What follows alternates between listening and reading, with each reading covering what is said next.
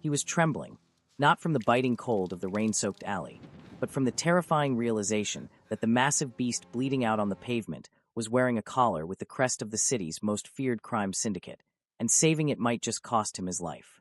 If you enjoy heart-pounding romances and emotional twists, please subscribe to the channel, like this video, and comment below to let us know you want the next episode. Your support helps us create more stories for you. Now, let's get into the story. Part 1. The city of Viridia didn't care about people like Elian. It was a sprawling, neon-lit metropolis where strength was the only currency that mattered. Alphas walked the streets with their heads held high, their pheromones thick and commanding, parting crowds like ships cutting through water. Betas scurried around them, filling the gaps, keeping the machinery of the city running. And then there were the Omegas. Elian pulled the collar of his threadbare jacket higher, trying to bury his nose in the rough fabric. It didn't do much to block out the biting wind or the pervasive scent of damp concrete and exhaust fumes, but it offered a sliver of comfort. He kept his eyes fixed on his worn-out sneakers, watching them splash through puddles that reflected the flickering streetlights above. He was 23 years old, but tonight he felt small. Smaller than usual. Just 2 more blocks, he whispered to himself, his voice barely audible over the relentless drumming of the rain. Just 2 blocks, then heat, then sleep. Elian worked the late shift at a 24-hour laundromat in the lower district. It was a job that suited him perfectly because it required almost zero human interaction. Most people who came in at 3 a.m. were too tired or too shady to make conversation. They just wanted their clothes clean and to be left alone. That was how Elian liked it. He had spent his entire life trying to be invisible, trying to dampen his own scent, a soft, muted fragrance of vanilla and rainwater, so he wouldn't draw attention. In a city ruled by aggressive instincts, being a male Omega without a pack or a protector was like walking through a lion's den wearing a stake necklace. He turned the corner onto the narrow street where his apartment building stood. It was a crumbling brick structure that had been condemned twice and saved only by bribes to the city inspector. The rent was cheap, and the landlord, a deaf beta named Mr. Henderson, never asked questions as long as the cash was in the envelope on the first of the month. Elian's stomach gave a painful growl. He pressed a hand against his midsection, wincing. He had skipped dinner to save money for his heat bill. The winter had been brutal, and the old radiator in his studio apartment hissed and clanked more than it actually warmed the air. He had a can of soup in his cupboard waiting for him. The thought of the salty, warm broth was the only thing propelling his frozen legs forward. He was reaching for the heavy iron door of his building when a sound stopped him. It was faint, easily lost under the noise of the storm and the distant wail of sirens. But Elian's hearing had always been sharp, a survival mechanism honed by years of anxiety. He froze, his hand hovering inches from the door handle. Whine. It came from the alleyway that ran along the side of the building. It wasn't the high-pitched yip of a stray cat or the squeak of a rat. It was deep, guttural, and laced with a kind of agony that made the hair on Elian's arms stand up. Don't do it, he told himself, closing his eyes. Elian, go inside. Eat your soup. Go to sleep. Whatever is in that alley is not your problem. He gripped the door handle. He turned it. The warmth of the lobby was just inches away. Whimper. The sound broke something inside him. It was the sound of something giving up. Elian let out a frustrated breath, a puff of white fog in the freezing air. He cursed his own soft heart, cursed the Omega instinct that made it physically painful to ignore suffering.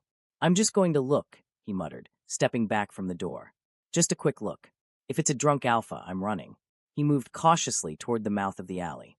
The darkness there was absolute, swallowed by the shadows of the looming buildings.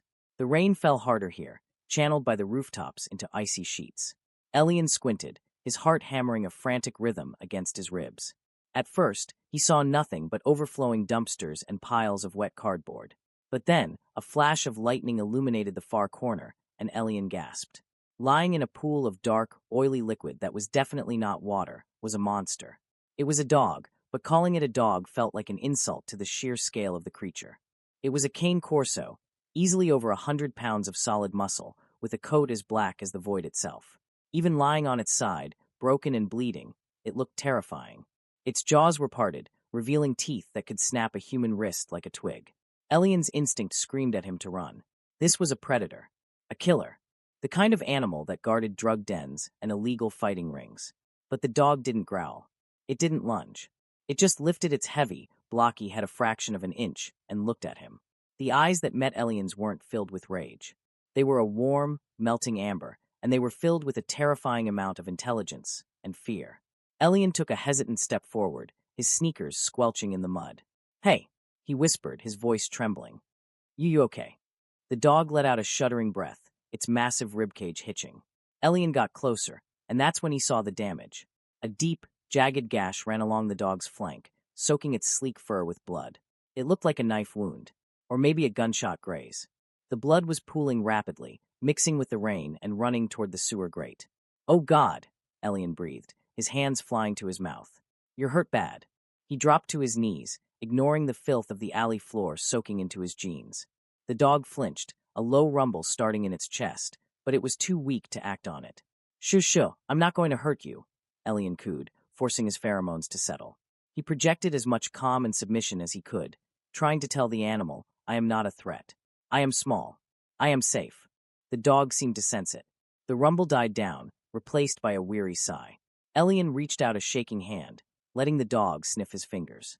The nose was dry and hot. "Fever. I can't leave you here," Elian said, tears pricking his eyes. "You'll die tonight." He looked at the collar. It was thick black leather, studded with silver. Donging from it was a heavy tag. Elian tilted it toward the faint light. There was no name, no phone number. Just a symbol engraved into the metal. A serpent coiled around a dagger. Elian's blood ran cold. He knew that symbol. Everyone in the lower district knew that symbol. It was the crest of the Moretti crime family, the rulers of the underground. The people you didn't look at, didn't speak to, and definitely didn't steal from. This wasn't just a stray. This dog belonged to the devil himself. "If they find me with you," Elian swallowed hard. "They'll think I did this. They'll kill me." Panic rose in his throat, choking him. He should stand up. He should walk away. He should pretend he never saw this. If the Morettis were involved, this was a death sentence. The dog whined again, a soft, pleading sound. It nudged Elian's hand with its snout, leaving a smear of blood on his skin. Elian looked into those amber eyes and knew he was doomed. He couldn't leave him, not even if it meant risking the wrath of the entire Mafia. "Okay," Elian whispered, terror making his voice shake. "Okay, big guy. We have to go. We have to go now." Getting the dog up was a nightmare. Elian was slender, barely 5'7", built for agility, not strength. The dog was dead weight. "Come on," Elian grunted, wrapping his arms around the dog's chest. "You have to help me. Please stand up." The dog seemed to understand. It scrabbled its paws against the slick pavement, groaning in pain. Elian heaved, his boots slipping, his back screaming in protest. With a gargantuan effort, they managed to get the dog upright. The animal leaned heavily against Elian, nearly crushing him into the brick wall. "Okay, step," Elian panted, sweat mixing with the rain on his face. One step. The journey to the front door was only 50 feet, but it felt like miles. Every step was a battle. The dog was limping badly, leaving a trail of red droplets on the concrete. Elian kept checking over his shoulder, expecting black SUVs to screech around the corner, expecting a bullet in his back. They made it to the lobby. Elian fumbled with his keys, his hands slick with blood and rain. He kicked the door open and practically dragged the dog inside. The lobby was empty, thank God. They stumbled into the elevator, Elian hitting the button for the third floor with his elbow. As the doors slid shut, enclosing them in the buzzing fluorescent light, Elian slumped against the metal wall, sliding down until he was sitting on the floor next to the beast. The dog laid its head on Elian's thigh, closing its eyes. "What have I done?" Elian whispered, staring at the Moretti crest on the collar. "What have I done?" Meanwhile, in the penthouse of the Obsidian Tower, the glass shattered against the wall, sending shards of crystal raining down onto the expensive Persian rug. Dante Moretti stood by the floor-to-ceiling window, his chest heaving, his silhouette framed by the lightning storm raging outside. He was a man carved from marble and violence. He stood 6'4", with shoulders that strained the fabric of his bespoke suit. His hair was dark as pitch, slicked back, revealing a face that was devastatingly handsome and utterly terrifying. The room behind him was silent. 5 of his most lethal lieutenants stood with their heads bowed, terrified to make a sound. The scent of Dante's pheromones, burnt cedar, gunpowder, and pure, suffocating alpha rage, filled the room so thickly it was hard to breathe. "Say that again," Dante said. His voice was dangerously low, a rumble that vibrated through the floorboards. We lost the signal, boss," the head of security, a burly beta named Marcus, stammered.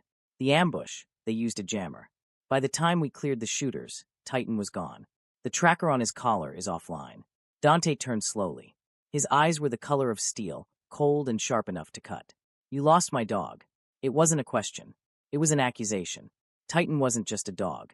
He was Dante's shadow. He was the only living thing in this godforsaken city that Dante trusted. He had raised Titan from a pup, bottle-fed him when his mother rejected him. Titan had taken a bullet for Dante once. He slept at the foot of Dante's bed every night. He's wounded, boss, Marcus continued, his voice shaking. We found blood at the scene. A lot of it. Dante closed his eyes for a second, a flash of genuine pain crossing his stoic features. Titan, out there alone, bleeding, cold. The rage returned, hotter than before. Dante opened his eyes.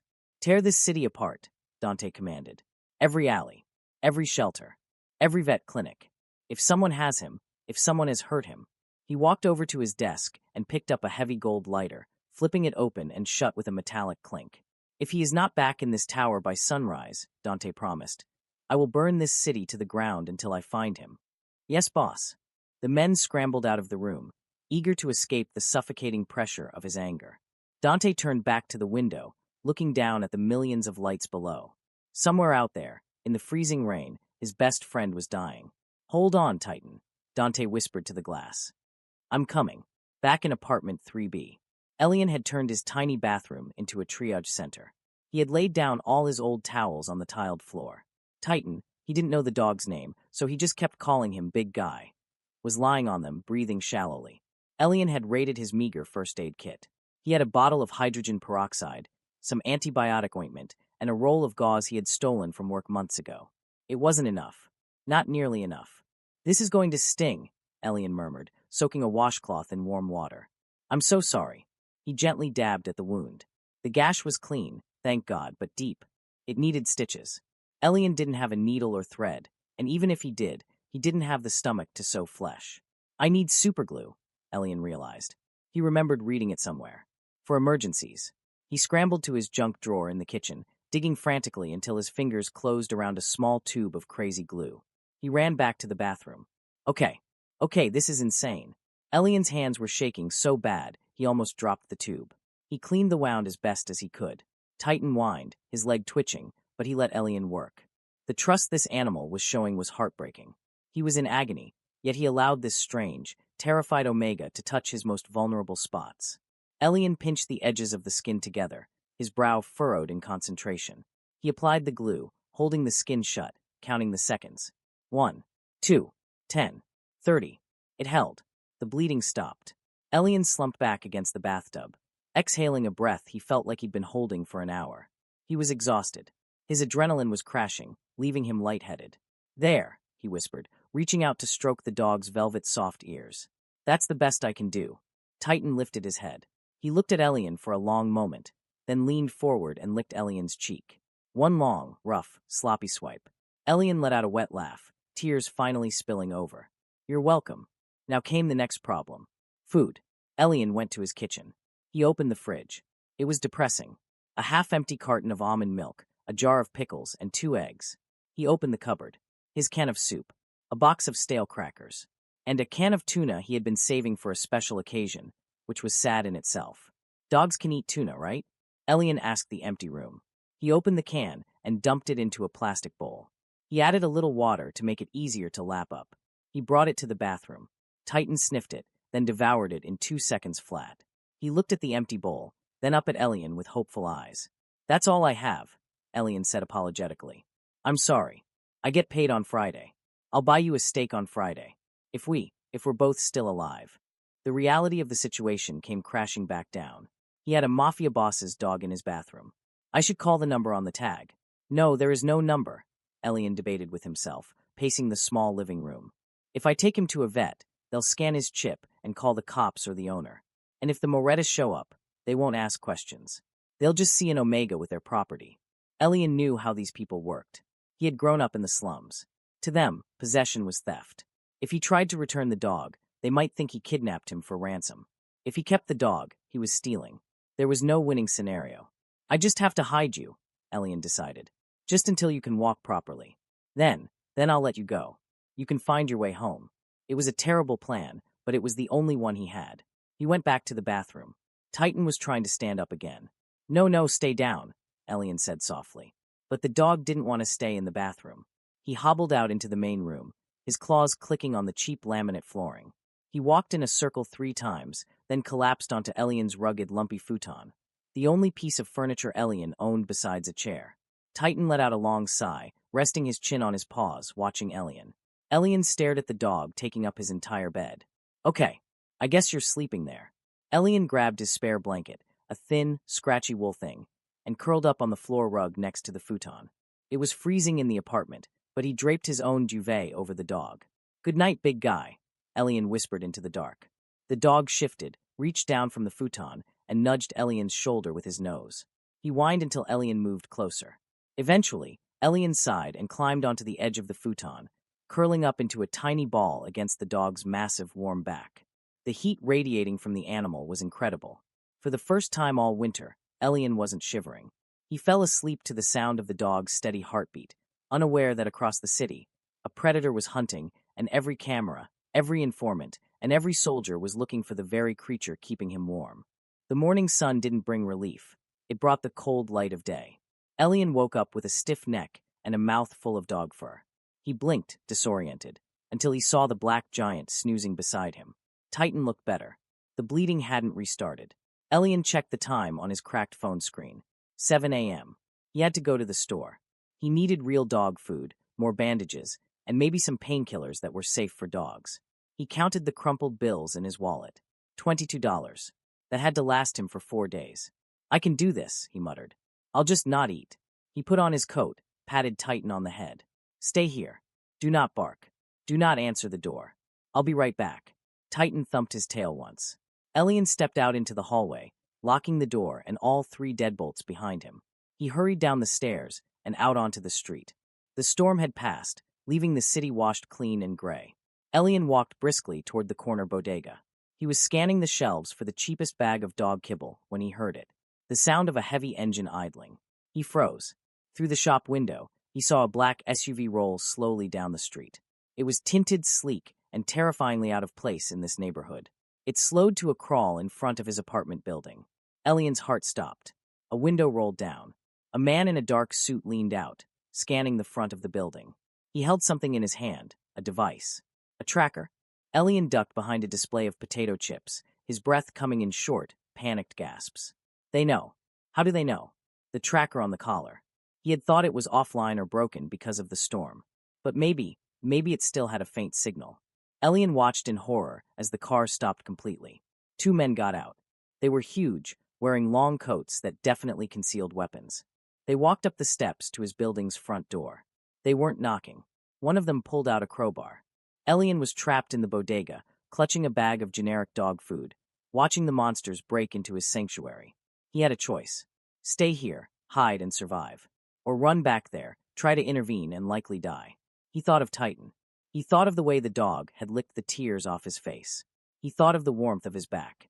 Elian didn't think. He dropped the dog food and bolted out of the store. Hey, the shopkeeper yelled. Elian didn't stop. He ran across the street, not toward safety, but straight toward the wolves. End of part 1. Part 2. Elian's lungs were burning, screaming for air he couldn't provide, but he didn't stop running. He tore across the street, ignoring the blare of a taxi horn and the screech of tires as a delivery truck swerved to miss him. The rain had started up again, a cold, miserable drizzle that slicked the pavement, but Elian's entire world had narrowed down to the open front door of his apartment building. They were inside. The wolves were in his den. He burst into the lobby, his sneakers slipping on the wet tile, and nearly collided with the wall. The elevator was still on the ground floor, doors open, but he didn't wait. He took the stairs, taking them 2 at a time, his heart hammering a frantic rhythm against his ribs that drowned out the sound of his own footsteps. Please don't hurt him. Please don't shoot him. When he reached the 3rd floor, the air was thick with a scent that made his knees buckle. It was the smell of alpha aggression, sharp, metallic, like ozone before a lightning strike, mixed with the heavy musk of intruders. It triggered every biological alarm in Elian's omega system, screaming at him to flee, to hide, to submit. He swallowed the bile rising in his throat and turned the corner. His apartment door wasn't just open, it was hanging off its hinges. The wood around the lock was splintered, jagged shards protruding like broken teeth. No, Elian gasped. He rushed into the room, not thinking, not planning, just reacting. The scene inside froze him for a split second. Two men, massive, hulking figures in dark tactical gear, were standing in the center of his tiny living room. One held a heavy-looking tranquilizer rifle, the other a thick catchpole used for dangerous animals. And there, backed into the corner on Elian's lumpy futon, was Titan. The dog looked demonic. Despite his injury, Titan had pulled himself up. His lips were peeled back to reveal glistening white fangs, a low, rumbling growl vibrating from his chest that shook the floorboards. He was ready to kill, or die trying. But his back leg was trembling, and the makeshift bandage Elian had applied was spotted with fresh blood. The man with the rifle raised it, aiming for the dog's flank. "Don't!" Elian screamed. The sound tore out of him, raw and desperate. He didn't think about the weapon. He didn't think about the fact that these men were likely professional killers. He just threw himself across the room. He slid on his knees, placing his small, slender body directly between the barrel of the gun and the snarling dog. He threw his arms out wide, shielding Titan with his own flesh and bone. "Don't shoot him," Elian begged, tears streaming down his face, mixing with the rain. "He's hurt. Can't you see he's hurt?" The room went dead silent. The man with the rifle blinked, clearly stunned. He lowered the weapon slightly, looking from the shaking, terrified boy on the floor to the massive cane Corso behind him. "What the hell?" the second man muttered, his voice muffled by a tactical mask. Titan, who had been ready to rip throats out a second ago, stopped growling. He didn't snap at Elian. He didn't lunge. Instead, the massive beast lowered his head and pressed his wet nose against the back of Elian's neck, letting out a soft, confused whine. He nudged Elian, as if asking, "Why are you here?" "It's not safe." "He's protecting the kid," the first man said, his voice thick with disbelief. He tapped his earpiece. "Marcus, you need to see this." A third man walked in from the hallway. It was the one Elian had seen in the car, Marcus. He was older, with a scar running through his eyebrow and eyes that looked like they had seen everything. He stepped over the broken door and looked down at the tableau, a trembling, impoverished Omega on his knees, shielding the most dangerous dog in the city with his life. Marcus sniffed the air. He frowned. "Vanilla and rain," he muttered. Then he looked at the dog. "Titan, down." Titan stiffened, but didn't obey. He pressed his side firmly against Elian, a wall of hot muscle and fur. Marcus raised an eyebrow. "Well, I'll be damned. The dog likes you." Elian was shaking so hard his teeth chattered. "Please," he whispered, looking up at Marcus. "I didn't steal him. I found him in the alley. I glued his leg. I fed him tuna. Please don't kill me." Marcus's eyes narrowed as he scanned the room. He saw the empty tuna can on the floor. He saw the tube of crazy glue on the bathroom sink. He saw the thin, pathetic wool blanket that had been draped over the dog. "You glued him," Marcus repeated, a strange expression crossing his face. "I didn't have stitches," Elian stammered. "I didn't want him to bleed out." Marcus tapped his earpiece again. "Boss, we have him. He's alive. But the situation is complicated. We have a civilian, an Omega." A pause. "Yes. The dog seems attached. He won't let us near him without the kid." Marcus looked at Elian. "Get up." Elian scrambled to obey, but his legs were like jelly. He stumbled, and Titan immediately moved to support him, leaning his heavy shoulder against Elian's thigh. "Grab the dog," the man with the catchpole said, stepping forward. Titan roared, a sound so loud it rattled the windows, and snapped his jaws inches from the man's hand. The man jumped back, cursing. "He's not going to let you take him," Elian said, his voice small. He's scared." Marcus sighed, checking his watch. "We don't have time for this. Dante is tearing the city apart. Kid, put the leash on him." Marcus tossed a heavy leather lead onto the floor. Elian looked at it, then at Titan. "It's okay, big guy," he whispered, his hands trembling as he picked up the heavy clasp. "Go with them. They're your family." Titan didn't move toward Marcus. He stayed glued to Elian. "You don't get it," Marcus said, his voice dropping an octave. "You're coming too." Elian's blood ran cold. "What? No. I can't. I have work tonight. I didn't do anything." "The dog won't walk without you," Marcus stated simply. "And I am not going to be the one to tell Dante Moretti that I had to tranquilize his best friend because a stray Omega wouldn't get in the car. Move." It wasn't a request. It was an order backed by the weight of the entire criminal underworld. Elian clipped the leash onto Titan's collar. "Come on," he whispered, fighting the urge to vomit. "We have to go." Titan hesitated, then, sensing Elian's movement, he limped forward. They walked out of the apartment together, a strange procession, 3 armed mercenaries, 1 limping monster, and a boy in a hoodie who looked like he was walking to his execution. The ride in the SUV was suffocating. Elian was squeezed into the back seat between Titan and one of the guards. The leather seats were softer than his bed, and the car was warmer than his apartment, but he couldn't stop shivering. Titan lay across his lap, his heavy head resting on Elian's knees, drooling slightly onto Elian's jeans. Elian kept one hand buried in the dog's thick fur, grounding himself. It was the only thing keeping him from hyperventilating.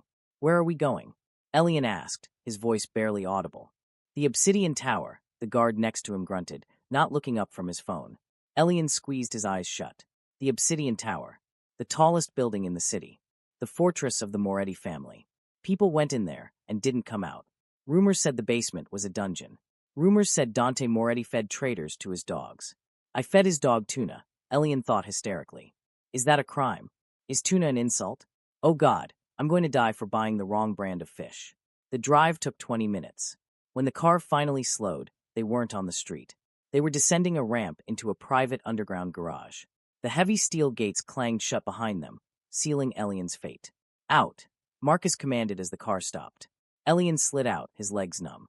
Titan followed, wincing as his paws hit the concrete. "He needs a vet," Elian blurted out, his concern for the animal momentarily overriding his fear for himself. "That glue was temporary. If he walks too much, the wound will tear." Marcus looked at him, surprised again by the boy's audacity. "The best surgeon in the state is waiting upstairs. Let's go." They entered a private elevator. There were no buttons, just a biometric scanner. Marcus pressed his thumb to the panel, and the car shot upward. The ride was smooth, silent, and incredibly fast. Elian watched the floor numbers tick up. 10, 20, 40, 60. Penthouse. The doors slid open with a soft chime. Elian stepped out onto a floor of polished black marble that reflected his worn-out sneakers like a mirror. The room was massive, a cavern of glass and steel overlooking the entire city. Rain lashed against the floor-to-ceiling windows, but inside it was dead silent. The air here was different. It was heavy, oppressive. The scent of alpha was so strong it tasted like iron on Elian's tongue. It wasn't the chaotic aggression of the guards. It was a refined, concentrated power. It smelled of expensive scotch, cedarwood, and absolute, terrifying control. "Boss," Marcus called out, his voice echoing in the vast space. "We have him." From the shadows of the far side of the room, a figure detached itself from the window. Dante Moretti walked into the light. Elian stopped breathing. He had seen pictures of the Don on the news, usually blurry paparazzi shots or court sketches, but nothing prepared him for the reality. Dante was colossal. He was wearing a black dress shirt with the sleeves rolled up, revealing forearms corded with muscle and covered in faint scars. His face was sharp, angular, and beautiful in a way that hurt to look at. But it was his eyes that pinned Elian to the spot. They were storm gray, cold, and currently burning with a mixture of relief and murderous intent. "Titan," Dante breathed. The dog let out a bark, a happy, booming sound, and tried to run. He limped rapidly across the marble, dragging the leash from Elian's slack hand. Dante dropped to one knee, disregarding his pristine trousers. Titan collided with him, licking his face, whining, his tail wagging so hard his entire back half shook. Dante buried his face in the dog's neck, his large hands gripping the animal's fur as if to reassure himself that this was real. For a moment, the terrifying Mafia Don was just a man who had got his heart back. Elian stood by the elevator, trying to make himself invisible. He wrapped his arms around himself, wishing he could dissolve into the floor. "I should leave. I should just press the button and go back down." But he couldn't move. Dante pulled back, his hands running over Titan's body, checking for injuries. His hands stopped at the flank. He frowned, leaning in closer to inspect the wound. "Glue." Dante's voice was low, a rumble of thunder. He looked up, his eyes locking onto Marcus. "Who treated him?" "He did," Marcus said, pointing a thumb at Elian. Dante stood up slowly. He turned his gaze toward the elevator. Elian felt the weight of that stare physically. It pressed down on his shoulders, forcing his head down. He couldn't look the alpha in the eye. It was instinct. It was survival. Dante walked toward him. The sound of his dress shoes clicking on the marble was slow, deliberate. Click, click, click. He stopped 2 feet away from Elian. The scent of cedarwood was overwhelming now, wrapping around Elian like a cloud. Elian was shaking so hard he thought his knees might give out. "Look at me," Dante commanded. Elian forced his head up. His chin trembled. He met the gray eyes and saw confusion. Dante was studying him like he was a specimen under a microscope.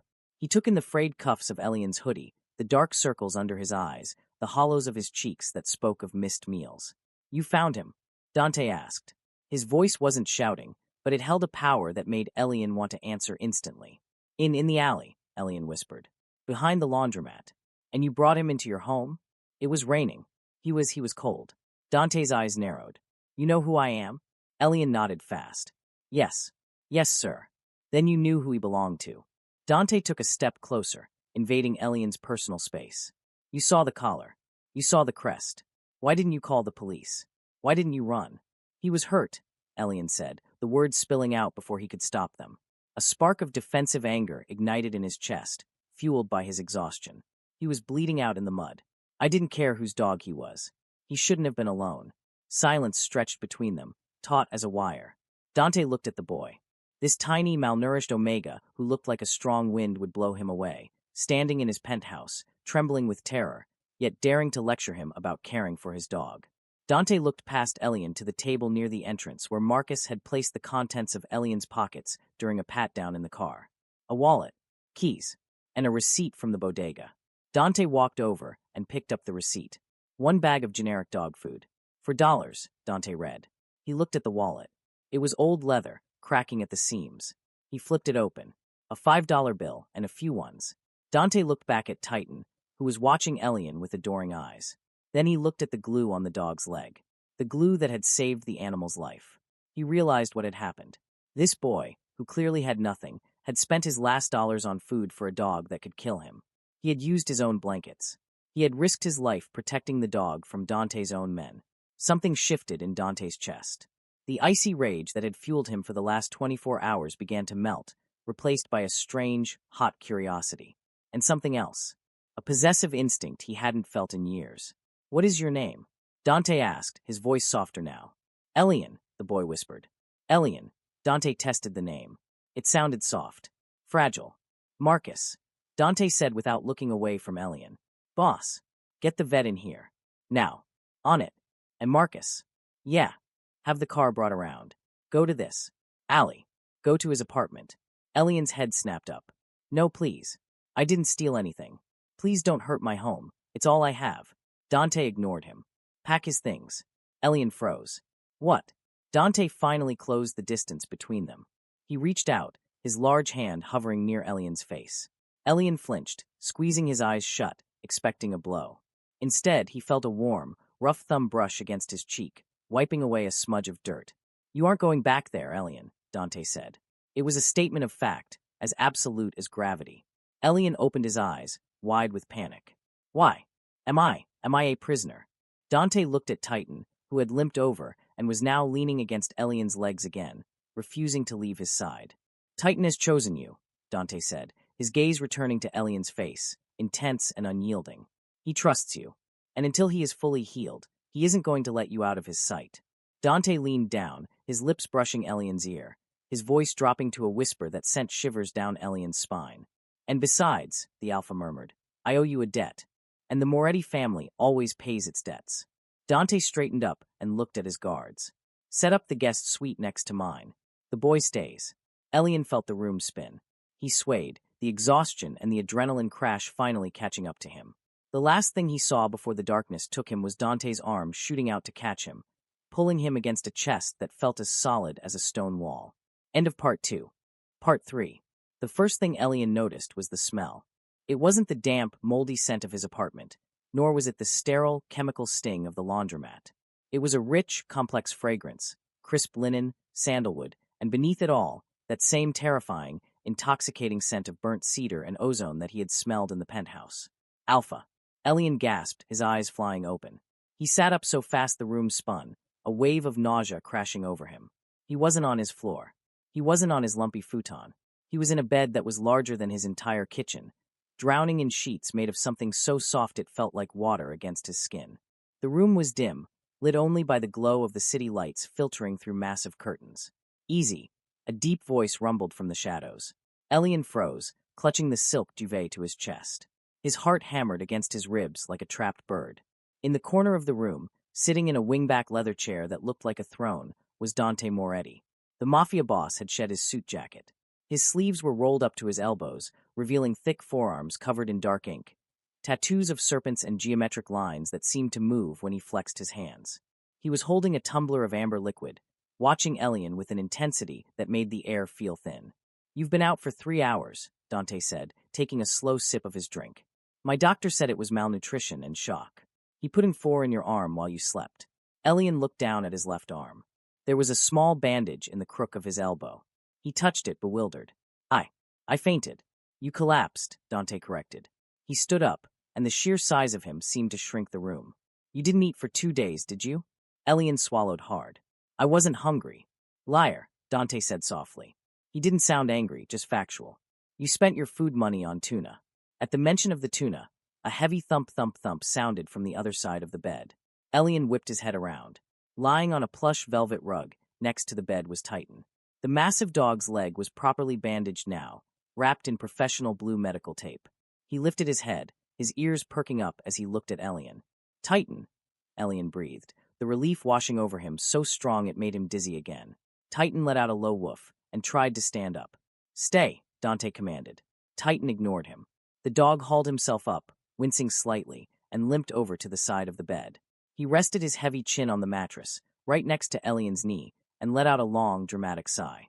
Dante stared at the dog, then at Elian. A muscle in his jaw twitched. "He refused to let the vet touch him until you were in the room," Dante said, his voice laced with a strange mixture of annoyance and fascination. "He wouldn't settle down until we moved you into this bed. He's been guarding you while you slept." Elian reached out and buried his fingers in Titan's thick neck fur. The dog leaned into the touch, closing his eyes in bliss. "He was scared," Elian whispered. "Everything happened so fast. He's a trained attack dog, Elian.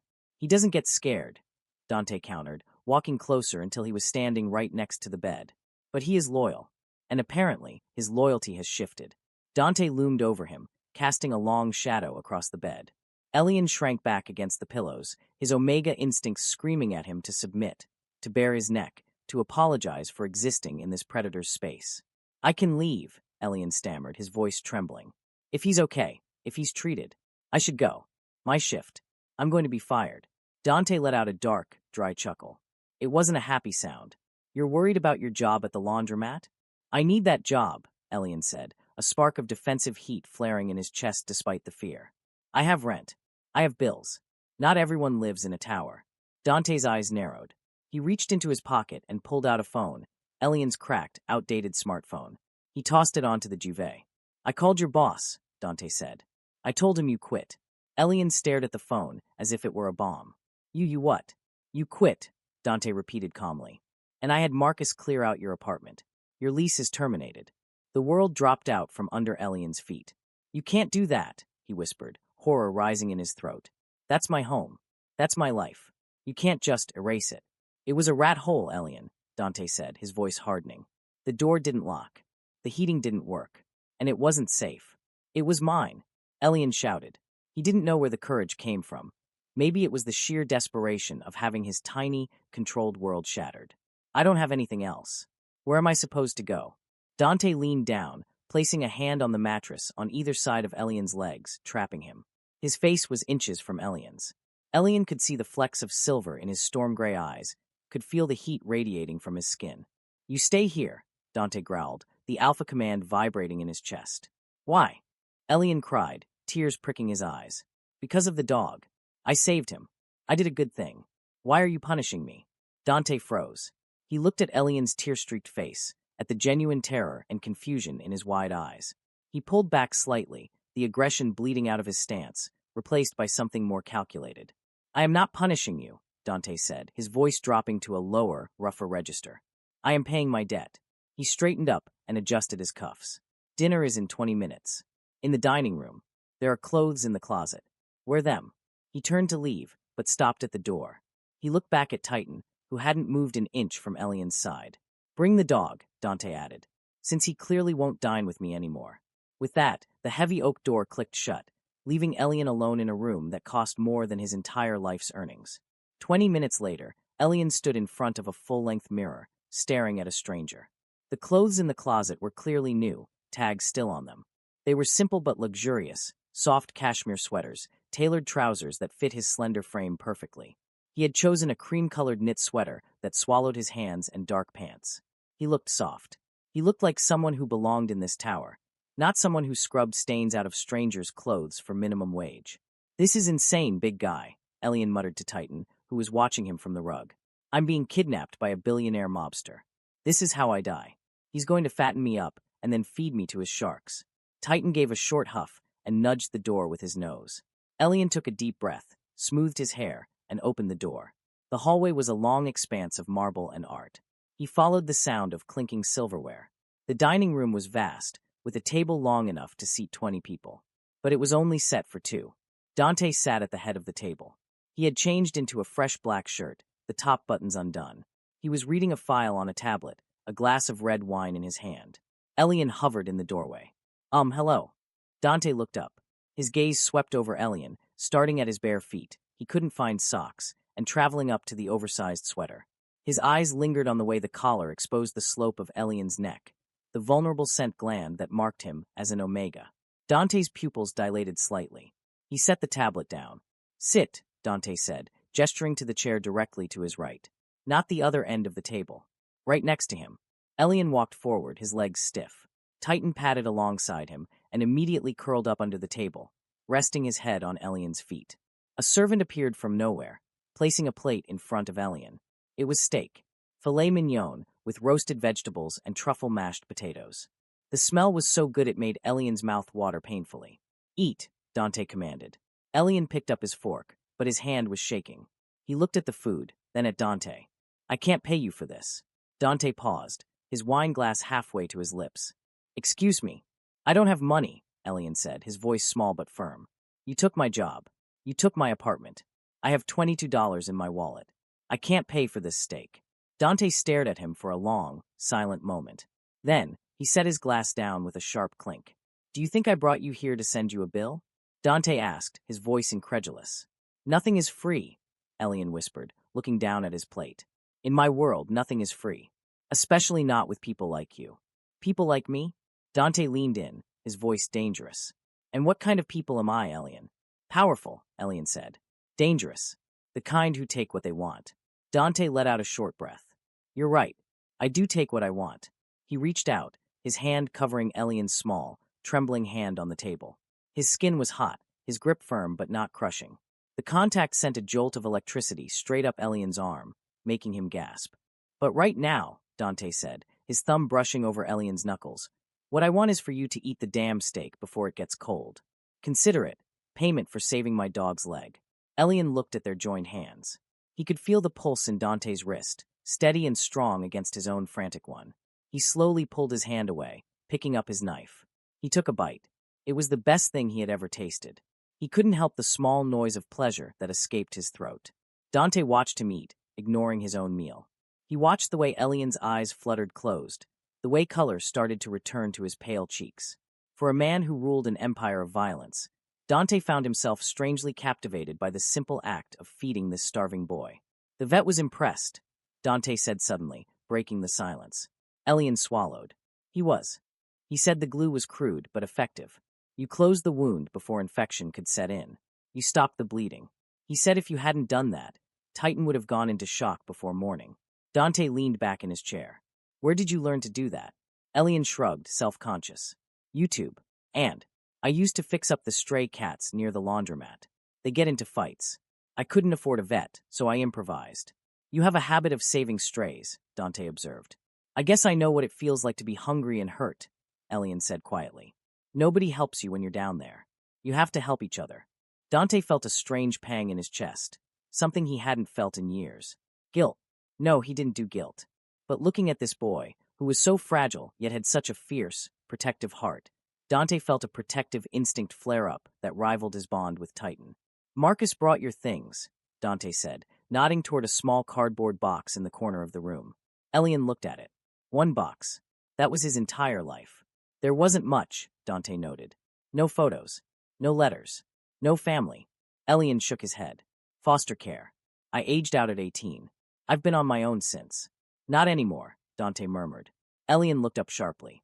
"What does that mean?" Dante stood up. He walked around the table until he was standing behind Elian's chair. Elian froze, feeling the heat of the Alpha's body against his back. Dante placed his hands on the back of the chair, leaning down so his mouth was close to Elian's ear. "It means," Dante whispered, the scent of cedar wrapping around Elian like a cage, "that you are under my protection now. The debt I owe you is not just a dinner, Elian. You saved the only thing I love. That makes you valuable." "I'm not a thing," Elian breathed, his heart pounding in his throat. "No," Dante agreed, his voice rough. "You're not. You're a complication." Suddenly, the lights in the penthouse flickered. A low, menacing alarm began to blare, a sound that cut through the luxury like a knife. Dante straightened instantly, his demeanor shifting from seductive to lethal in a nanosecond. "Stay here," Dante commanded, his hand moving automatically to the holster under his shirt that Elian hadn't even noticed. "What is it?" Elian asked, panic spiking. "Security breach at the perimeter," Dante said, his eyes cold. "Marcus."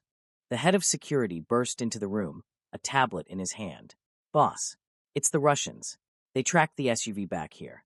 They think we have Titan, and they want to finish the job." Elian gasped, looking down at Titan under the table. The dog was already standing, a low growl vibrating in his chest, his hackles raised. "They're not here for the dog," Dante said, his voice ice cold. "They're here to send a message." He looked down at Elian. "Get to the safe room. Now." I don't know where that is," Elian cried, standing up. Dante grabbed Elian's arm, pulling him close. "Marcus, take him to the vault. Keep him there. If anyone gets within 10 feet of him, put a bullet in their head." "Understood," Marcus nodded. "Let's go, kid." "Wait." Elian grabbed Dante's shirt. "What about you? What about Titan?" Dante looked down at Elian's hand clutching his chest. He covered it with his own for a split second. "Titan stays with you," Dante ordered. "He won't leave you anyway. Go." "But, go," Dante roared, the alpha command slamming into Elian. Marcus grabbed Elian's arm and dragged him toward a hidden panel in the wall. Elian looked back just in time to see Dante pull a sleek black gun from his holster and stride toward the elevator, walking straight into the danger without a second of hesitation. The safe room was more like a bunker. Thick steel walls, monitors lining one side, and enough weapons to start a small war. Elian sat on a metal bench, his knees pulled to his chest. Titan was pacing in front of him, growling at the door, his pain forgotten in the face of the threat. "Is he going to be okay?" Elian asked Marcus, who was watching the monitors intently. "Dante." Marcus snorted, checking the magazine of his rifle. "The man is a ghost. I'd be more worried about the Russians. They just walked into a meat grinder." On the screens, Elian saw grainy black and white footage of the lobby. He saw shadows moving, flashes of light, gunfire. He saw Dante. He moved like water, fluid and deadly. He didn't take cover, he advanced. Elian couldn't look away. It was terrifying, but it was also awe-inspiring. This man, who had gently wiped dirt off Elian's cheek an hour ago, was now dismantling a hit squad with surgical precision. Suddenly, one of the screens went black. Then another. "They cut the power to the cameras," Marcus cursed. "Stay here." "Where are you going?" Elian panicked. "I have to secure the hallway. Lock this door behind me. Do not open it for anyone but me or Dante. Understand? No, don't leave me. Lock it," Marcus yelled, stepping out and slamming the heavy steel door. Elian scrambled to throw the bolt. He was alone, in the dark, in a Mafia bunker. Titan let out a sharp bark and ran to the ventilation grate near the floor. He sniffed it frantically, then looked back at Elian and whined. "What is it?" Elian whispered. Then he smelled it. Smoke. "They're not trying to invade," Elian realized, coughing as the acrid scent hit his nose. "They're trying to flush us out." The ventilation system was pulling smoke into the safe room. It was a trap. If he stayed, he would suffocate. If he opened the door, he was exposed. Titan barked again, louder, scratching at the door. Elian grabbed a wet towel from a small sink in the corner and pressed it to his face. Okay, we have to move." He unlocked the door. The hallway was empty, but filled with a haze of gray smoke. The alarms were deafening. "Titan heel," Elian choked out. They moved through the corridor. Elian didn't know the layout of the penthouse. He just knew he had to get away from the smoke. He turned a corner and slammed straight into a hard chest. He screamed, scrambling back. A man stood there. He wasn't one of Dante's guards.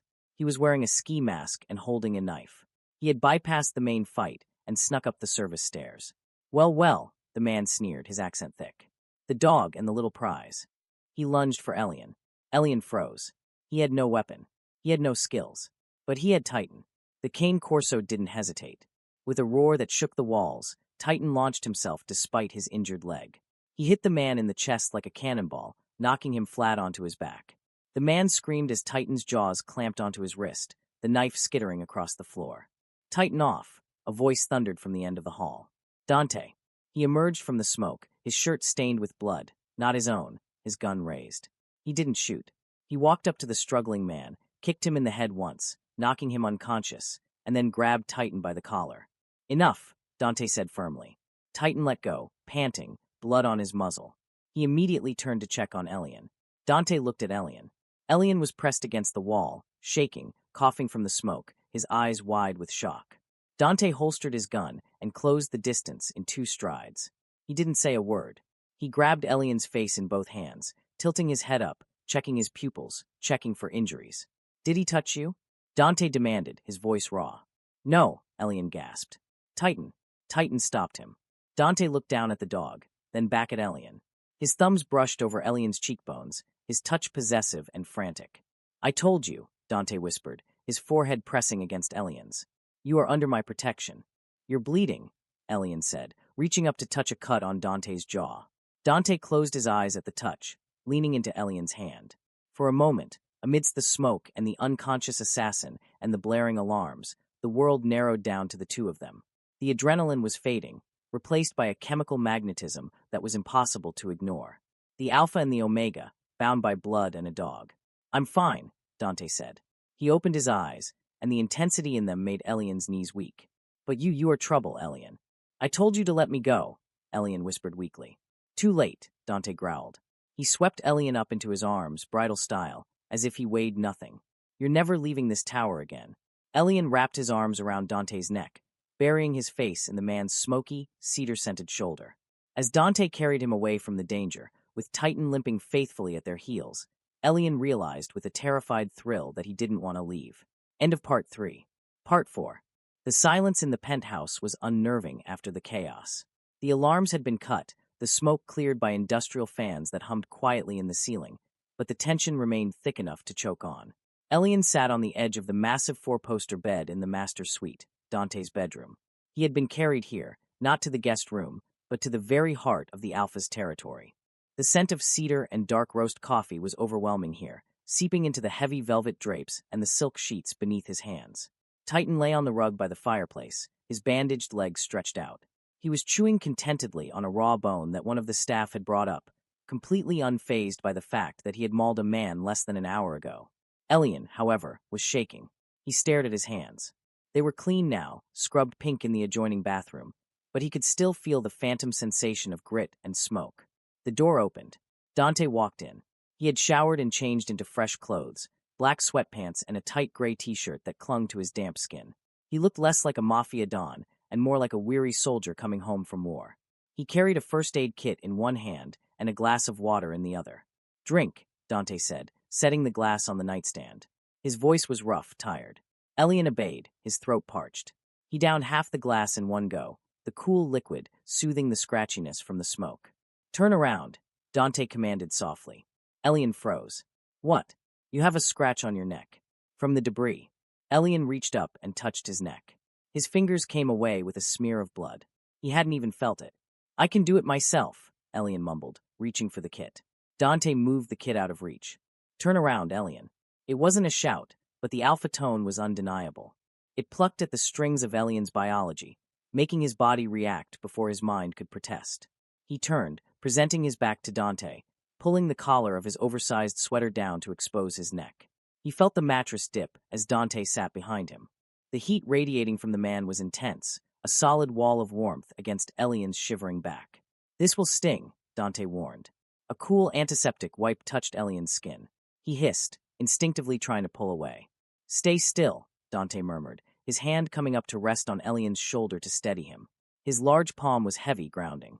His thumb brushed against the sensitive skin at the base of Elian's neck, right over his scent gland. Elian gasped. To an Omega, that touch was intimate, possessive. It sent a jolt of pleasure pain through him that made his toes curl. Dante froze for a second, his fingers lingering on the pulse point. He could feel Elian's heart racing under his fingertips.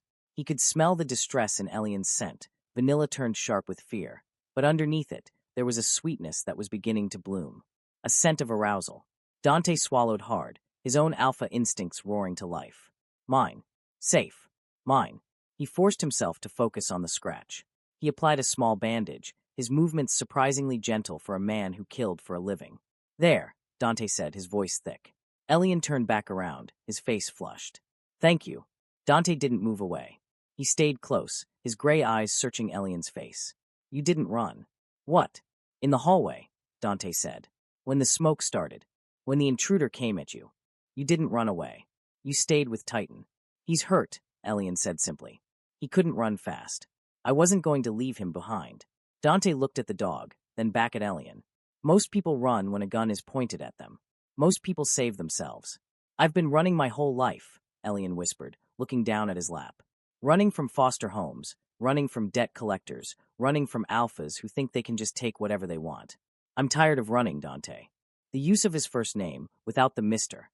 or Sir, seemed to snap something in Dante. He reached out and cupped Elian's face. His calloused thumbs traced the line of Elian's jaw. Then stop, Dante said, his voice a low growl. Stop running. Stay here. I can't, Elian whispered, leaning into the touch despite himself. I don't belong here. Look at this room. Look at you. You're a king in a castle, and I'm just the guy who washes your socks. You are not a servant, Dante said fiercely. You are the only person in this city who looked at a monster and saw something worth saving. He leaned in closer. Elian's breath hitched. He could smell the soap on Dante's skin, the faint metallic tang of blood that never really left him, and the rich, heady scent of pure alpha. It was intoxicating. Titan chose you, Dante murmured, his lips inches from Elian's. And my dog has excellent taste. Elian's heart hammered, so hard he thought Dante must be able to hear it. Is that the only reason you want me here? Because of the dog. Dante's eyes darkened. No. He closed the distance. The kiss wasn't gentle. It was hungry. It was possessive. It was a claim. Dante's mouth captured Elian's with a searing intensity that made Elian's head spin. He groaned, his hands clutching at Dante's t-shirt, pulling him closer. Dante growled low in his throat, a vibration that Elian felt in his very bones. His tongue swept into Elian's mouth, demanding, tasting, devouring. For a moment, Elian forgot everything. The danger, the poverty, the fear. There was only Dante. The heat of him, the taste of him, the overwhelming strength of him. Dante pulled back, breathing hard, his forehead resting against Elian's. His pupils were blown wide, black swallowing the gray. Stay, Dante whispered against Elian's lips. Let me take care of you. Let me give you everything you never had. Elian trembled. It was a tempting offer. Safety, warmth, food, a protector who could burn the world down for him. But Elian knew the cost.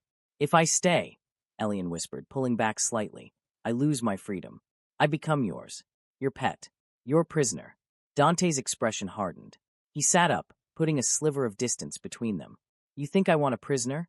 Dante asked, his voice cooling. I have plenty of those in the basement. I don't sleep next to prisoners. He stood up and walked to the window, looking out at the city lights. I am offering you a choice, Elian, Dante said, his back to him. You can walk out that door right now. Marcus will drive you anywhere you want. I'll give you enough money to start over. A new apartment. A new job. You never have to see me or this life again. Elian stared at Dante's broad back. Or? Elian asked. Dante turned. Or you stay. And you accept that being with me means being in danger. It means living in a fortress. It means being looked at, judged, and targeted. But it also means you will never be hungry, cold, or alone again. He looked at Titan, who was sleeping peacefully by the fire. And it means you don't have to say goodbye to him. Elian looked at the dog. Then he looked at Dante. He thought about his empty apartment. He thought about the loneliness that had been his constant companion for 23 years. He thought about the way Dante had looked at him in the smoke, like he was precious, like he mattered. I need time, Elian said softly. I can't just decide my whole life tonight. Dante nodded once. Take the guest room. Sleep. We will talk in the morning. He didn't move to touch Elian again. He simply waited. Elian stood up, his legs shaky. He walked to the door. He paused, looking back. Dante. Yes. Thank you. For saving me from the smoke. Dante's expression softened, just a fraction. Go to sleep, Elian. The next morning, Elian woke up in the guest room. He had expected to wake up terrified, regretting everything. Instead, he woke up, rested. For the first time in years, he had slept through the night without waking up from cold or anxiety. He showered in a bathroom that had heated floors and 6 different shower heads. He dressed in another set of clothes that had magically appeared. jeans that fit perfectly, and a soft gray hoodie that smelled like detergent and cedar. Dante's hoodie. Elian buried his nose in the fabric. It was subtle, but it was there. Dante had given him his own clothes.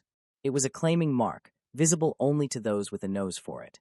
Elian walked out into the main living area. The penthouse was quiet. The sun was streaming in through the floor-to-ceiling windows, illuminating the dust motes dancing in the air. Dante wasn't there, but Marcus was. The head of security was standing by the kitchen island, drinking coffee and looking at a tablet. When he saw Elian, he nodded. "Morning, sunshine," Marcus grunted. "Boss is in a meeting downstairs. He said to tell you breakfast is ready." He pointed to a spread of pastries, fruit, and coffee on the counter. Elian grabbed a croissant. "Where is Titan?" "With Dante," Marcus said. "He wouldn't stay upstairs without you, so Dante took him down to the conference room. Apparently, he's sleeping under the table while Dante negotiates a shipping contract." Elian smiled despite himself. The image of the terrifying Cane Corso snoring through a Mafia business meeting was ridiculous and endearing. "Listen, kid," Marcus said, putting down his tablet. His face was serious. "We need to talk." Elian tensed. "About what?" "About your situation." Marcus walked around the island. "Dante offered you a choice last night. He told you. He tells me everything. I'm his right hand." Marcus crossed his arms. "Here's the thing. Dante, he doesn't do this. He doesn't bring strays home. He doesn't let people sleep in his bed. And he definitely doesn't let Omegas near his business." "I know," Elian said defensively. "I'm a liability." "You're a weakness," Marcus corrected. "And in this world, weaknesses get exploited." He took a step closer. "The Russians know you're here. They saw you on the feeds before we cut them. They know Dante risked his life to pull you out of the smoke. That puts a target on your back the size of this building." Elian paled. "So, I should leave." "If you leave," Marcus said, his voice grim, "they will find you. They will use you to get to Dante. You'll be dead in a week." Elian dropped his croissant. "What?" "Dante offered you an out because he's trying to be noble," Marcus said, shaking his head. "But the truth is, you're already in too deep. If you walk out that door, you're defenseless. At least in here, we have guns." Elian felt sick. "So I don't really have a choice, do I?" "You always have a choice," Marcus said. "You can run and hide and pray they don't find you. Or you can stay, let Dante protect you, and learn how to survive in this world." He looked Elian up and down. "You got guts, kid. I saw you stand in front of that dog. You're small, but you're not weak. You might survive here. But only if you accept what this life is." "And what is it?" Elian asked. "It's war," Marcus said simply. "Every single day." The elevator chimed. Dante walked out. He was in full Don mode, a sharp black suit, tie perfectly knotted, hair slicked back. But Titan was trotting at his side, looking happy and healthy, his tail wagging. When Dante saw Elian, his step faltered for a microsecond. His eyes swept over Elian, taking in the hoodie, his hoodie. A flash of possessive satisfaction lit up his face. "Good morning," Dante said. "Hi," Elian whispered. Titan barked and ran to Elian, nudging his hand for pets. "Marcus, leave us," Dante ordered. Marcus nodded. "Boss." He grabbed his coffee and headed for the security office. Dante walked over to the kitchen island. He poured himself a coffee, his movements deliberate. "Did you sleep well?" "Yes," Elian said. "Did you?" "No," Dante admitted. He leaned against the counter, sipping his coffee. "I was thinking." "About what?" "About you." Dante set the cup down. "About how dangerous it is for you to be here." "Marcus told me," Elian said. "He said the Russians know who I am." Dante's jaw tightened. "Marcus talks too much. But he is right. You are compromised." He looked at Elian, his expression intense. "I can send you away, Elian. I can put you on a plane to Europe. New name. New life. Somewhere safe where nobody knows the name Moretti." Elian looked at him. He saw the genuine concern in Dante's eyes. He saw the way Dante's hand was clenched into a fist on the counter, as if letting Elian go was physically painful for him. "Is that what you want?" Elian asked. "Do you want me to leave?" Dante was silent for a long time. He looked at Titan, who was happily chewing on Elian's shoelace. "No," Dante said finally, his voice raw. "I want you to stay. I want to wake up and see you in my kitchen. I want to know you're safe under my roof. But I am selfish, Elian. Keeping you here, it puts you in the line of fire." Elian stepped closer. He reached out and, for the first time, initiated the touch. He placed his hand on Dante's clenched fist. Dante's hand opened immediately, engulfing Elian's. "I've been alone my whole life," Elian said quietly. "I've been invisible. Nobody ever cared if I lived or died. But you, You came back for me in the smoke. You fed me. You gave me your clothes. He looked up into Dante's storm-gray eyes. I'd rather be in danger with you than safe and alone, Elian whispered. Dante stared at him, stunned. He pulled Elian closer, wrapping an arm around his waist. Are you sure? Dante asked, his voice rough. Once you say yes, there is no going back. You belong to me. To this family. To this life. Elian nodded. I'm sure. Dante exhaled, a sound of profound relief. He leaned down and kissed Elian's forehead, then his nose, then his lips, gently this time. Then welcome home, Elian, Dante murmured. Now, Dante said, pulling back and looking serious. If you are going to stay, you need to know the rules. Rules. Rule number 1, you never leave the penthouse without a guard. Ever. Elian nodded. Okay. Rule number 2, you do not open the door for anyone but me or Marcus. Okay. Rule number 3, Dante said, his eyes darkening. You are mine. No other alpha touches you. No other alpha smells you. You wear my scent. You wear my clothes. You are off limits to everyone in this city. Elian felt a flush rise to his cheeks. It was possessive, archaic, and incredibly turning on. Okay, Elian whispered. Good. Dante kissed him again, deeper this time. Suddenly, Titan barked loudly. They broke apart. Titan was standing by the elevator, growling low in his throat. Dante's hand went to his gun instantly. He pushed Elian behind him. The elevator doors slid open. But it wasn't an assassin. It was a woman. She was tall, elegant, wearing a white fur coat that probably cost more than the building. Her hair was platinum blonde, her lips red as blood. She stepped out, looking around the penthouse with a critical eye. Mother, Dante said, lowering his gun, his voice filled with shock. The woman ignored him. She looked straight at Elian, who was peeking out from behind Dante's back. Her eyes narrowed. She sniffed the air delicately. An Omega? She said, her voice icy. In the tower? Dante, have you lost your mind? She walked forward, her heels clicking on the marble. Titan growled at her, stepping between her and Elian. And why is that beast inside the house? She demanded, wrinkling her nose at Titan. Dante stepped forward, his face hardening. Lucrezia, what are you doing here? I came to see my son, Lucrezia said, stopping in front of Dante. She looked at Elian again, her gaze dissecting him like a frog in biology class. And to see who you've been neglecting the family business for. She looked at Elian's hoodie, Dante's hoodie. Oh, she said, a cruel smile touching her lips. I see. You're playing house with a stray. Elian flinched. Be careful how you speak to him, Dante warned, his voice a low, dangerous rumble. He is not a stray. He is my partner. Lucrezia laughed. It was a cold, sharp sound. Partner? Please, Dante. He's a pet. And pets are disposable. She looked at Elian directly. Don't get too comfortable, boy, she said softly. Moretti men don't keep things that break easily. And you look very fragile. Dante stepped between them, his pheromones flaring in a warning that filled the room. Get out, Dante said. I just got here, Lucrezia smiled. Get out. Lucrezia sighed dramatically. Fine. I just wanted to drop off a gift. She reached into her purse and pulled out a small black velvet box.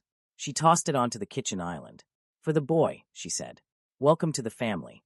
She turned and walked back to the elevator. As the doors closed, she blew a kiss to Dante. Watch your back, darling, she called out. The Russians aren't the only ones watching. The doors closed. Silence returned to the penthouse. Dante swore loudly and ran a hand through his hair. Who is that? Elian asked, trembling. My mother, Dante spat. The matriarch of the family, and the most dangerous person I know. He walked over to the velvet box. He stared at it for a moment, then opened it. Inside was a collar. A beautiful, diamond-encrusted collar. But a collar nonetheless. Elian stared at it, feeling cold. She's marking territory, Dante said, slamming the box shut. She wants you to know your place. He looked at Elian, his eyes fierce. You will never wear that, Dante swore. You are not a dog. You are my equal. He picked up the box and threw it into the trash can. Ignore her, Dante said, pulling Elian into a hug.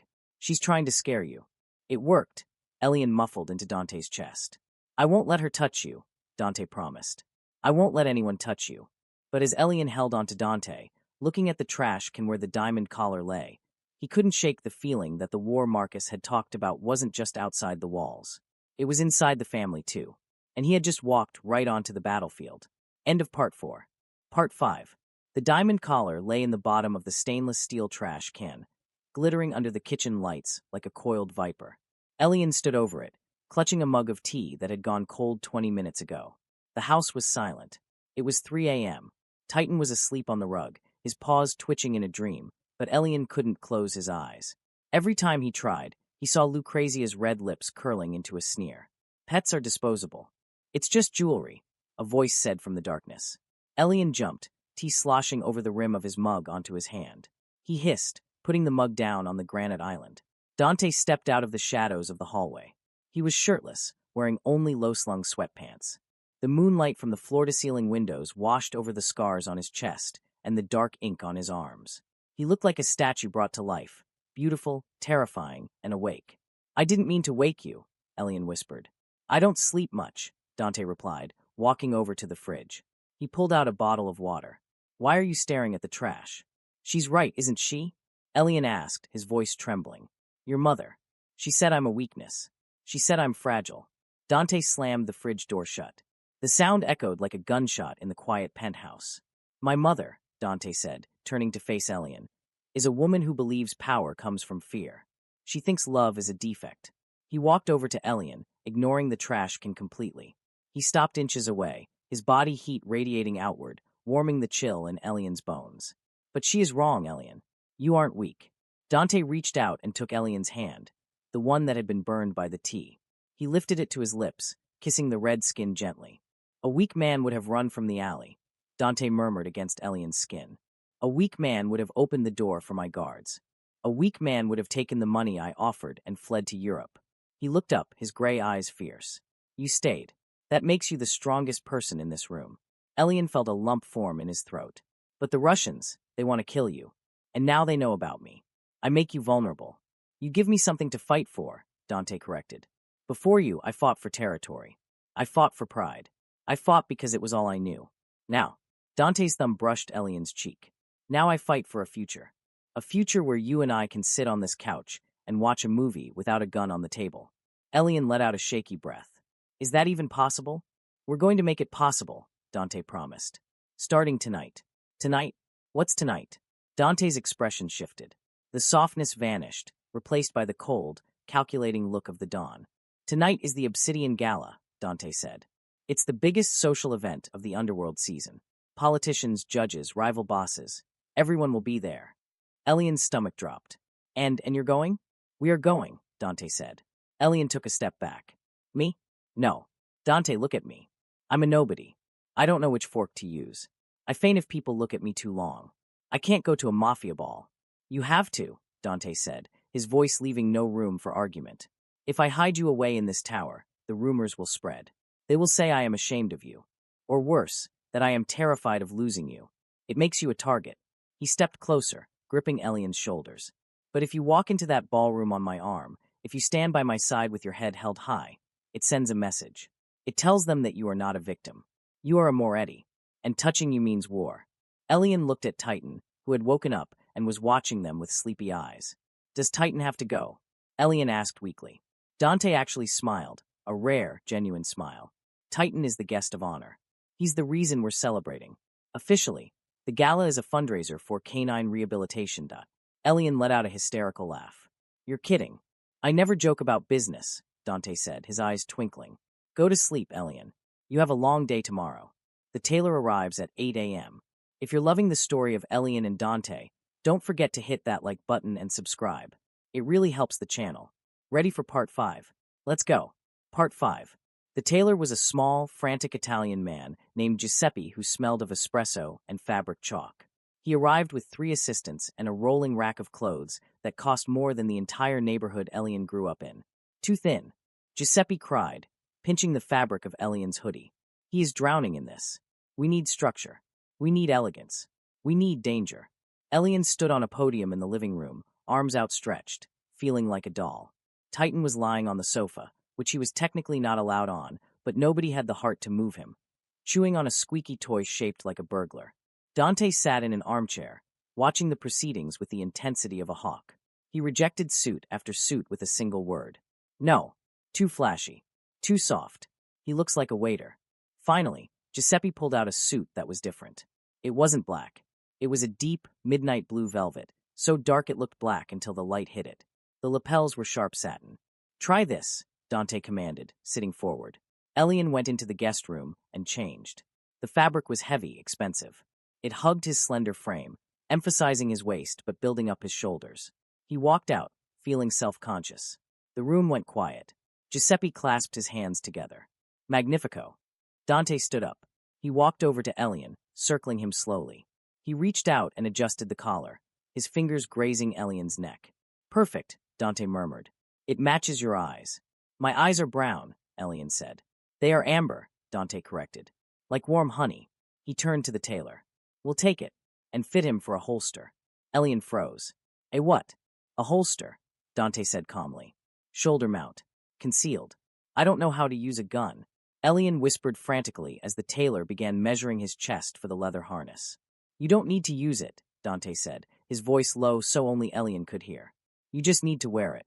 It tells everyone in the room that you are not just a pretty face. You are armed. But I am just a pretty face. I'm barely that.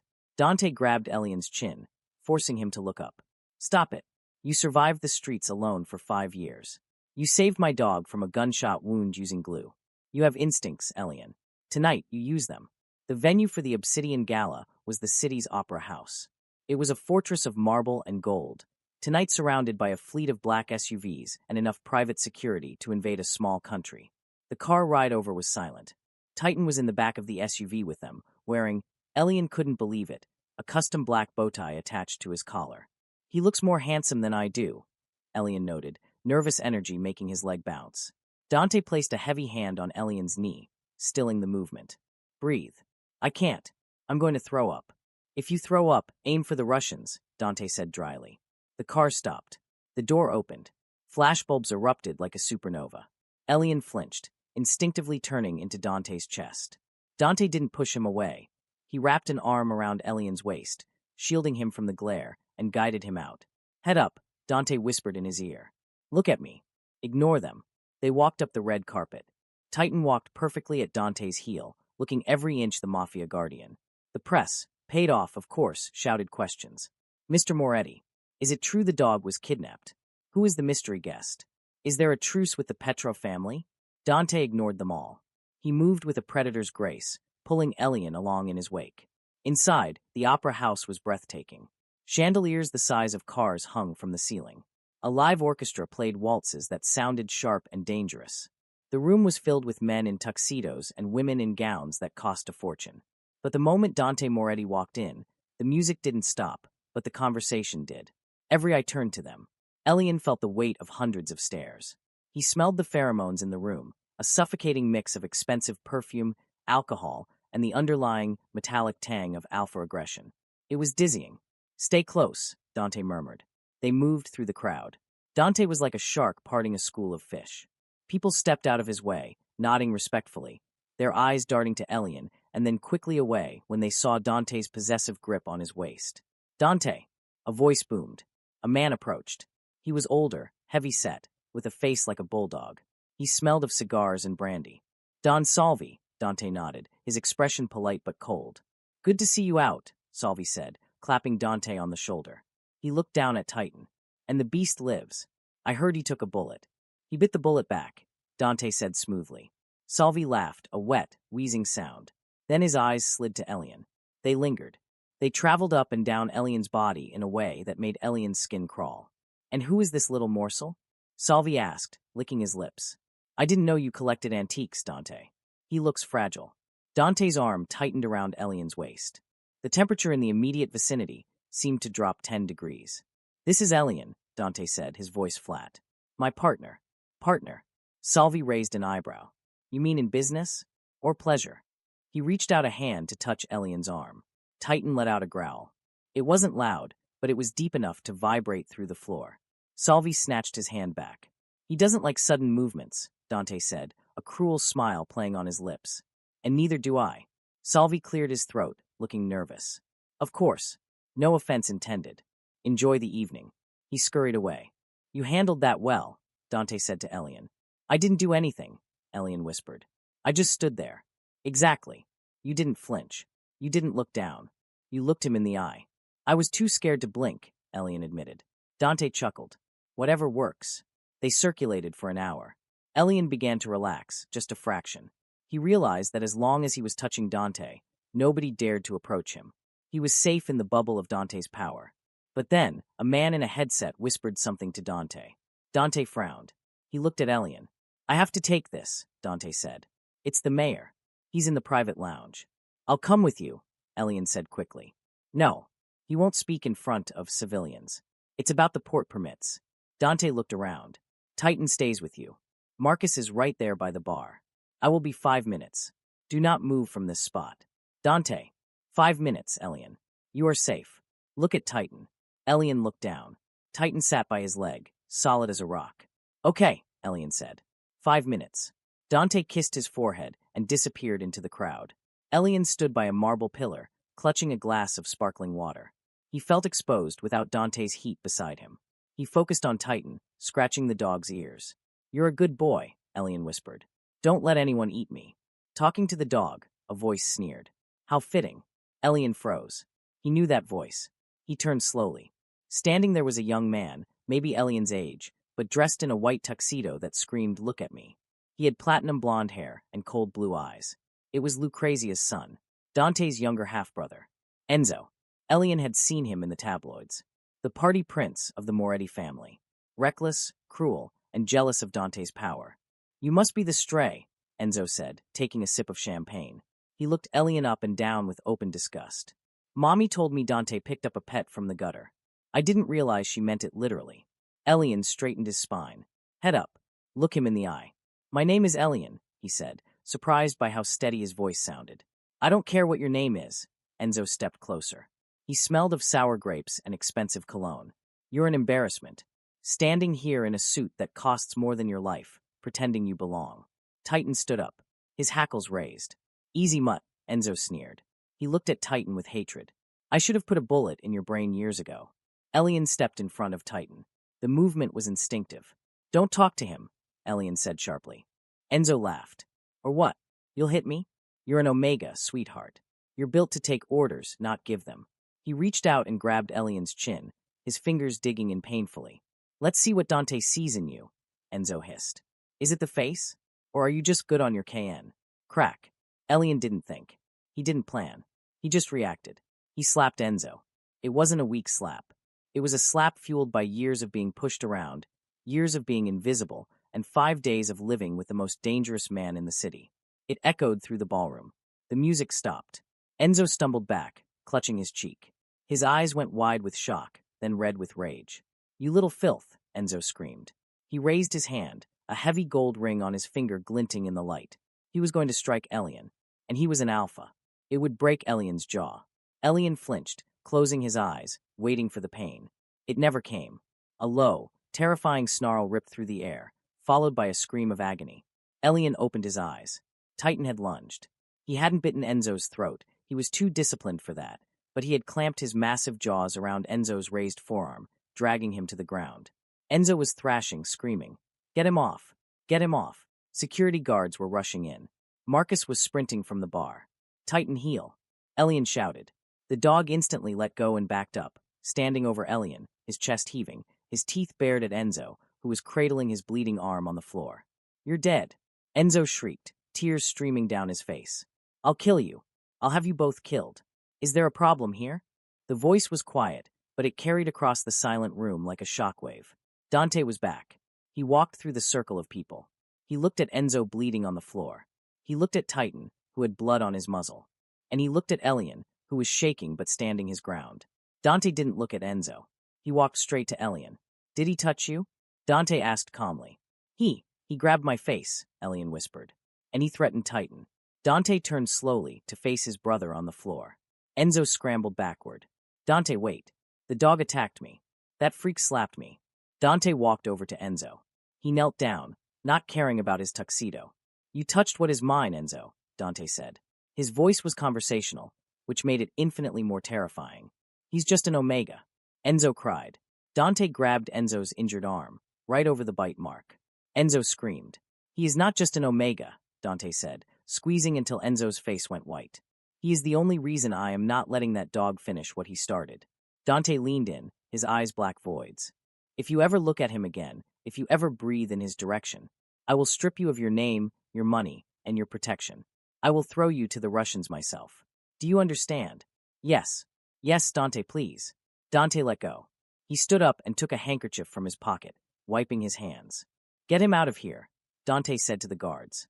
And send the cleaning bill to my mother. He turned back to Elian. The entire room was watching. This was the moment. The message. Dante didn't hide. He didn't rush Elian away. He reached out and gently took Elian's chin, the same spot Enzo had grabbed, and tilted his face up. He inspected the red marks left by Enzo's fingers. Then, in front of the mayor, the rival bosses, and the press, Dante Moretti leaned down and kissed Elian. It was a tender, claiming kiss. When he pulled back, he looked at the crowd. The show is over, Dante announced. Go back to your drinks. He wrapped his arm around Elian, whistled for Titan, and they walked out. Outside, the cool air felt like heaven. Elian was trembling, so hard his teeth chattered. I slapped him, Elian whispered as they waited for the car. I slapped him already. You did, Dante said, sounding incredibly pleased. It was beautiful. My mother is going to have an aneurysm. I thought I ruined everything. You established dominance, Dante said. You stood your ground. You protected Titan. He opened the car door for Elian. I have never been more proud of you. Elian smiled weakly. He climbed into the car. Titan jumped in after him, licking the blood off his lips. Dante was about to get in when Marcus touched his arm. Boss, Marcus said, his voice urgent. We have a problem. What is it? Enzo. No. The Russians. Marcus held up a tablet. We just intercepted a comms signal. The distraction inside. Enzo was just a puppet. They used the commotion to plant something. Plant what? Dante asked. A bomb, Marcus said. Under the car. Dante froze. He looked at the SUV. Elian was inside. Titan was inside. The door was still open. Elian, get out. Dante roared. But it was too late to run. Elian looked up, confused.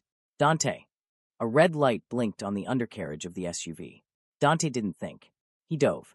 He threw his body into the car, tackling Elian and Titan, covering them with his own bulk, shoving them toward the far side of the armored vehicle just as the world turned white. Boom. The explosion lifted the heavy armored SUV off the ground. It slammed back down on its side, a twisted wreck of metal and fire. Silence followed. Then, the screaming started. Inside the crushed vehicle, in the darkness and the smoke, Elian coughed. His ears were ringing. He couldn't see anything. Dante, he choked out. He felt a heavy weight on top of him. It wasn't moving. Dante. Elian screamed, pushing against the chest that had shielded him. His hand came away wet. Warm, sticky, wet blood. No, Elian whispered. No, no, no. Titan was whining somewhere in the dark, a high-pitched sound of distress. Elian scrambled in the cramped space. The streetlights from outside filtered through the shattered, spider-webbed glass. He saw Dante's face. It was pale. His eyes were closed. A piece of shrapnel was embedded in his shoulder. Dante, wake up. Elian cried, slapping his face. Please wake up. Dante didn't move. Sirens wailed in the distance. The Russians had made their move. They hadn't missed this time. Elian pressed his hands over Dante's wound, feeling the life pumping out of the man who had promised him a future just hours ago. Help! Elian screamed, his voice cracking. Somebody help us.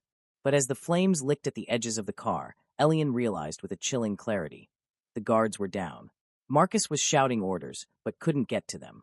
They were trapped, and the wolves were coming to finish the job. Elian looked at Dante's unconscious face. He looked at Titan, who was snarling at the broken window. Elian reached into his jacket. His fingers brushed against cold leather. The holster. He pulled out the gun Dante had made him wear. It felt heavy in his hand. Alien. He checked the safety, just like he had seen Dante do 100 times in the movies. Elian wiped the tears from his eyes. His expression hardened. The terrified boy from the laundromat was gone, burned away in the fire. You're not taking him, Elian whispered to the darkness outside. He raised the gun toward the shattered window. If you want him, Elian hissed, you have to get through me. End of Part 5. Part 6. The world outside the overturned SUV was a blur of flashing lights and shadows, but inside, time had stopped. Elian crouched over Dante's unconscious body, his knees digging into the shattered glass that littered the roof of the car, which was now their floor. The heavy, armored vehicle lay on its side, a steel coffin protecting them from the flames licking at the undercarriage, but it was also a trap. Dante, Elian choked out, pressing his free hand against the wound on Dante's shoulder. The blood was warm and sticky, seeping through his fingers at a terrifying rate. Dante, please. Open your eyes. Dante didn't move. His face, usually so stern and full of life, was pale and slack. The only sign he was still alive was the shallow, ragged rise and fall of his chest. Titan was whining, a high-pitched sound of pure distress that cut through the ringing in Elian's ears. The massive dog was wedged between the front seats, pawing frantically at Dante's leg, licking the blood from his hand. "He's okay, Titan," Elian lied, his voice cracking. "He's going to be okay." A shadow fell over the shattered windshield. Elian looked up. Through the spiderweb cracks of the reinforced glass, he saw a pair of boots. Then a face. It wasn't Marcus. It wasn't a paramedic. It was a man in a black ski mask, holding a silenced pistol. The Russians had come to finish the job. The assassin raised his weapon, aiming through the gap where the glass had fallen away. Elian's heart hammered against his ribs like a trapped bird. He had never held a gun in his life before tonight. It felt heavy, cold, and alien in his hand.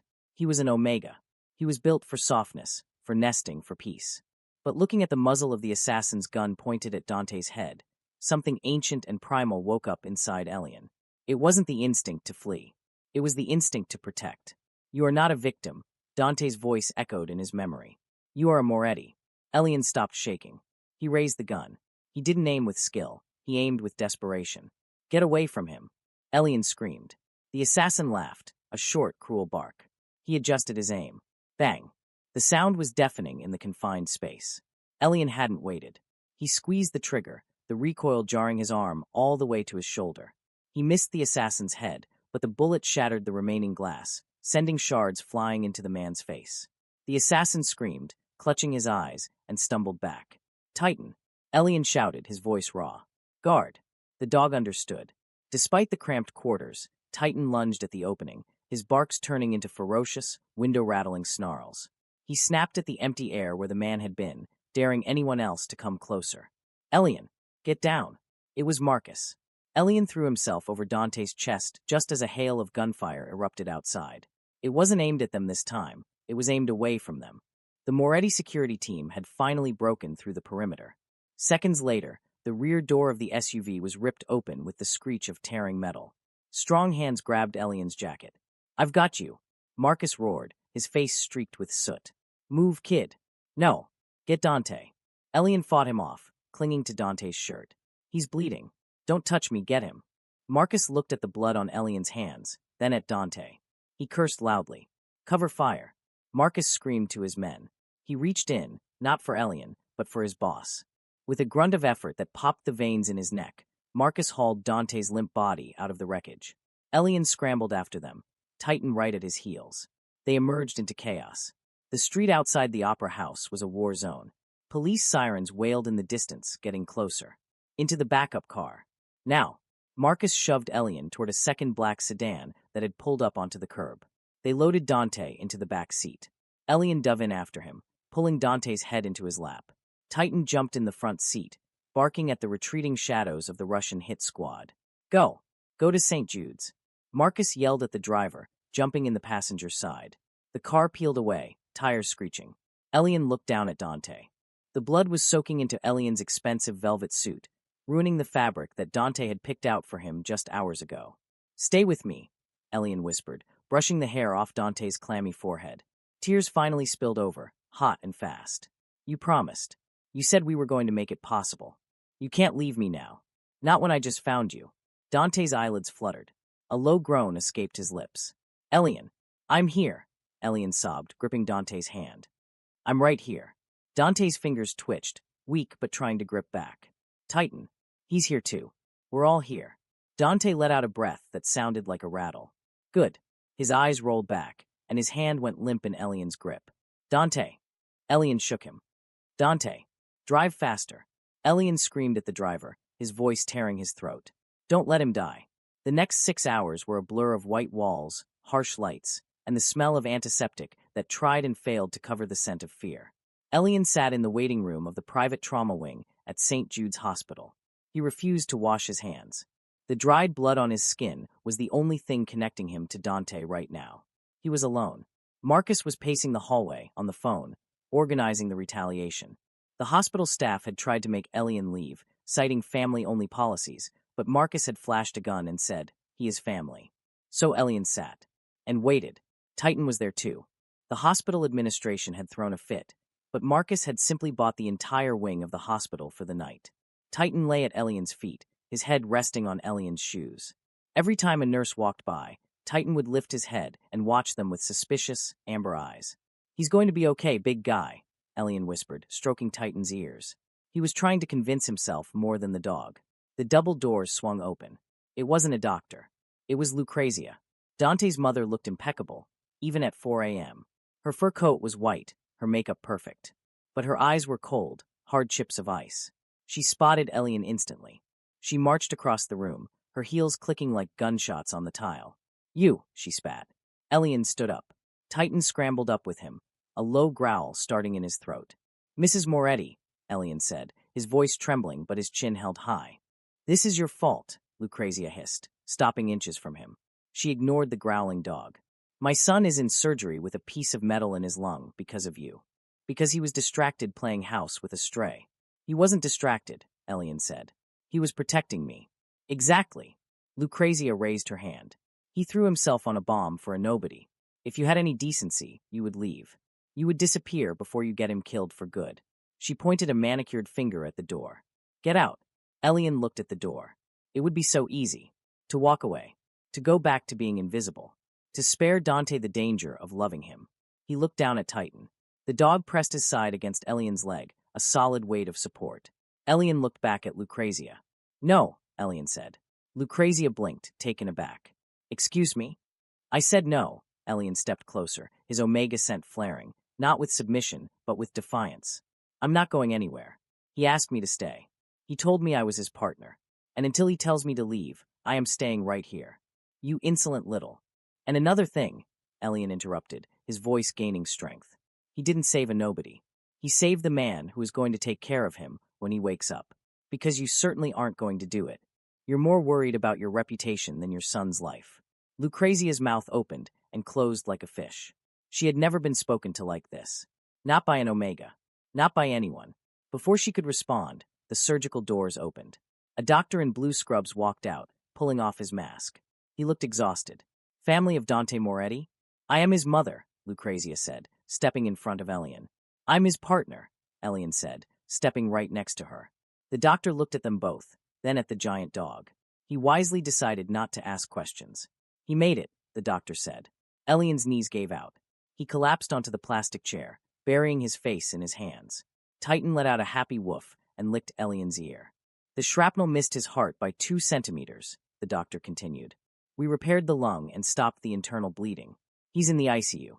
He's stable, but he's going to be out for a while." "Can I see him?" Elian asked, looking up, tears streaming down his face again.